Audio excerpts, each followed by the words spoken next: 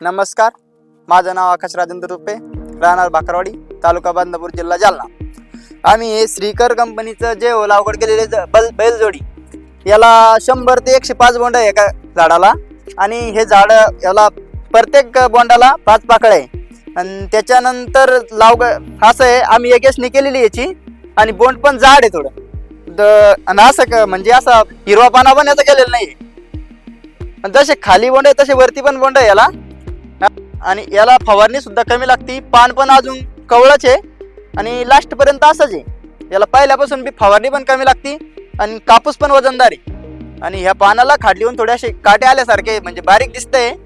त्याच्यामुळे याला रोग कमी अटॅक करतो. बाकीच्या शेतकऱ्यांना सांगू इच्छितो, यांना ही श्रीकर कंपनीची बैलजोडी जे होय यांना सगळ्यांना लागवड करावी.